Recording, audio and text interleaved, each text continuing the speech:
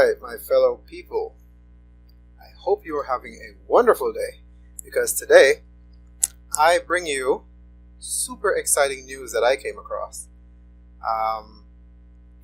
This was so important, I figured, you know what, I need to make a video right away.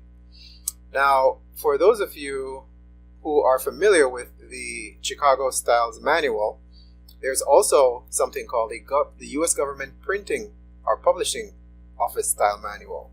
And both of them are pretty much the same thing. The only difference is Chicago Styles Manual you can actually purchase as a book, and the U.S. Government Publishing Office Style Manual you can get online. And you can just type this into Google and it will come up, but I'll also post the link where you can get to this website. So when you get to this style manual, so let's back up a little bit. What exactly is this? The style manual is what the United States government used as a grammatical and publishing guide to print any legislation, any kind of printed material, including, statutes, laws, etc. And this is an official U.S. government standard, okay? So this has a lot of weight. A lot of times we're wondering, how does this apply? Who's going to accept this? What kind of weight does it carry? This right here, coming from the U.S. government, carries a lot of weight. A lot of weight. Something like the Chicago Styles Manual does carry a whole lot of weight as well, because it is cited by the Supreme Court of the United States. So without further ado, let's get into what exactly is this about, right? So in the government's own words, it's telling you what a proper name should look like, right? Saying proper names are capitalized. But if you see here, it is only capitalizing the first letter of each word.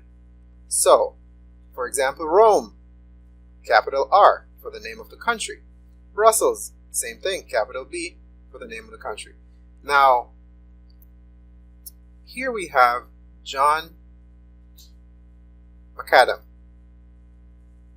Macadam family, Italy, Anglo-Saxon. Now, if we look here at this name, we notice only the first letter of each name is capitalized, right? And here it even shows you derivative of proper names. They call this proper names, which is the first letter being capitalized, and derivatives of proper name are pretty much the same thing, first letter capitalized. Now, nowhere in this manual do you see complete capitalized letters denoting anything, right? Even in corporations, let me see if I can find, I'm showing you different styles here. Even in publications like the Washington Post, right? This is a registered name. The Times, the Atlantic Monthly. It's showing you nothing in here is showing a full capitalization of a name. Now, I found this super important and also super interesting, because when I did a Google search, and I looked at my previous driver's license as well, and if you look at a driver's license, right, you'll notice the names are capitalized. Everything is fully capitalized. And I'm like, wait a minute now. What does this mean? What does this mean? This is fraudulent? Because even in my actual physical book, I don't see anything that denotes a full capitalization of a name. So that means it's not valid. If the US government is telling you that these are the only valid types of capitalizations that exist, then what is this on our IDs? So I say, you know what? Let me go look up court cases and see if there's anything having to do with capitalizations. Now, I came across this case, Velasquez versus East Stroudsburg, right? It's right here. All right, top right.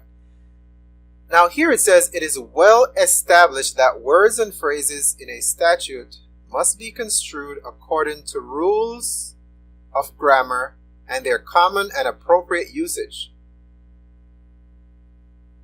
Have you ever written your name in all capital letters on a normal day? Do you write in all capital letters? I don't think so. I don't know of anyone that uses full capital letters in names, in places, in anything, except for your cities, your counties, and things that have forms and those kind of things where they specifically tell you to use block letters or capitalized letters. But even the court here is telling you grammar should be used according to the rules of grammar.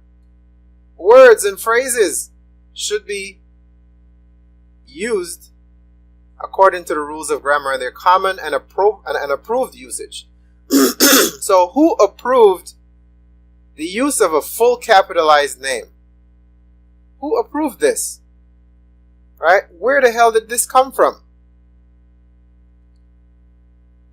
Now you take this however you want, but here's your proof that your IDs have improper names on them. I'm not even going to say if I were you, but I know what I'm going to do. I'm going to be contacting all of the places that have issued IDs to me and have them correct my name. Because proper names only have the first letter capitalized. So I want to make sure I'm in compliance with the law so that anything that shows up with full capitalized letters needs to be corrected. And if they refuse to correct it, then we're going to have some problems, right? Definitely going to have some problems, especially contracts. If your contracts have full capitalized letters for your name, that's an improper name. If your credit report has full capitalized letters, improper name. If you get mail, full capitalized letters, improper name. Get in the habit. Take care of that. Fix your improper name. Peace.